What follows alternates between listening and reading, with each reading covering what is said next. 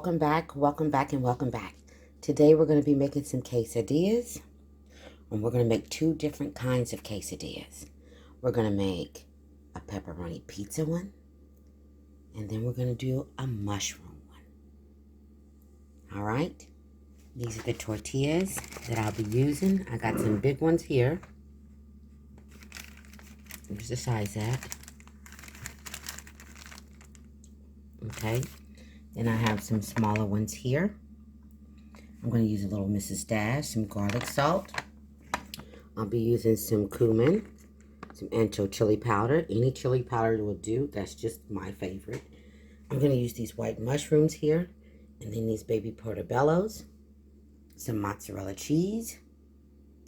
Fiesta cheese. Pepperonis. Tomato sauce. And some of these diced tomatoes. Did not mean to get the hot and spicy. No, I didn't.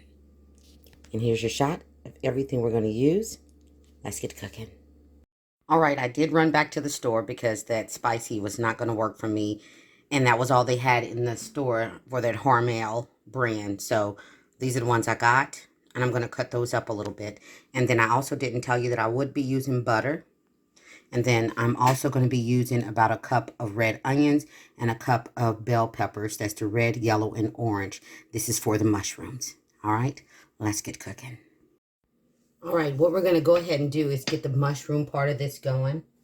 And we're going to go ahead and those onions and bell peppers with a little bit of Mrs. Dash, about a tablespoon. We're also going to put in about a tablespoon of that garlic salt.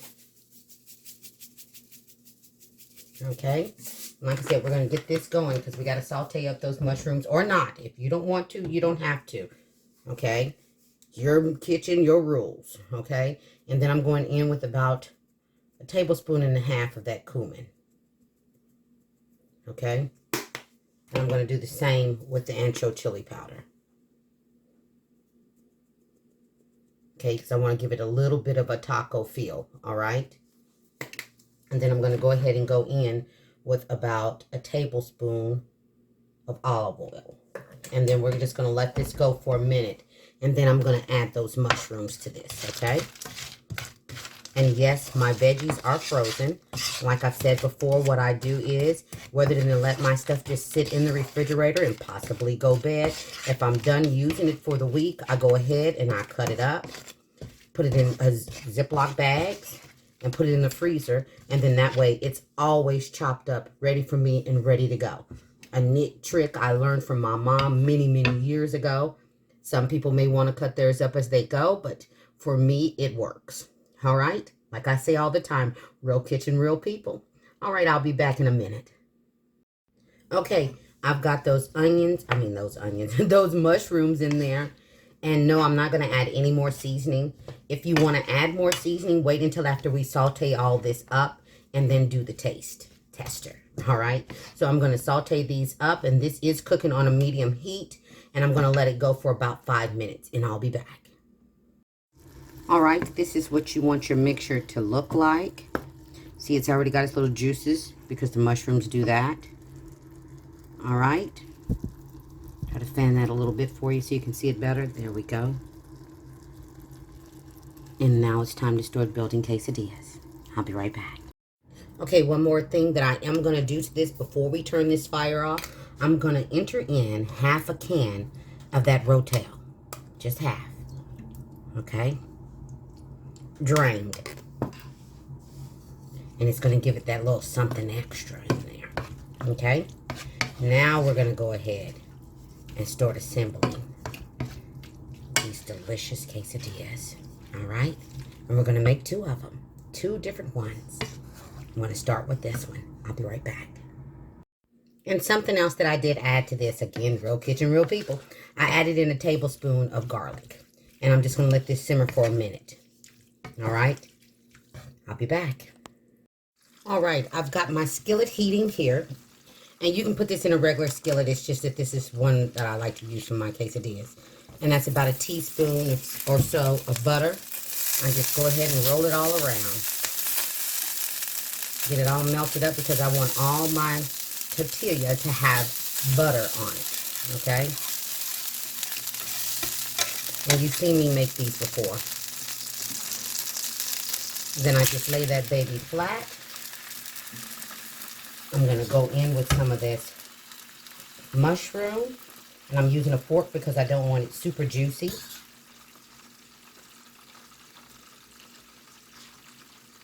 You want some of that juice. But if you use a spoon, you're going to get more of it. So, whichever you prefer. Alright? Because again, it's your kitchen, your rules. You do it just the way you want to do it. Just the way you want to eat it. Okay? Absolutely nothing wrong with that.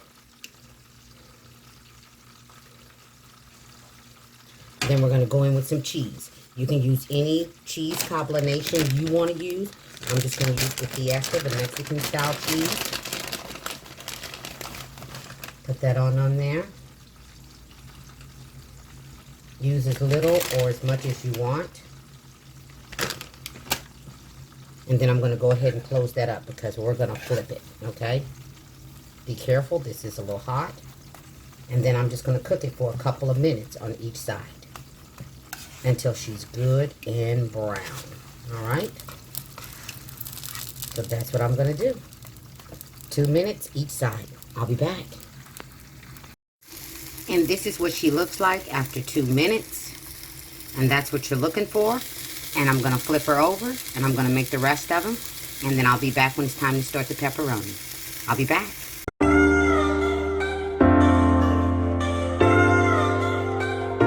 All right, here we go. We've got all of the mushroom done. Now we're going to do the pepperoni pizza quesadillas. Okay? We're going to go in with the butter, just like we did before. Move it around a little bit. And let that go ahead so we can get butter all over the complete and total tortilla.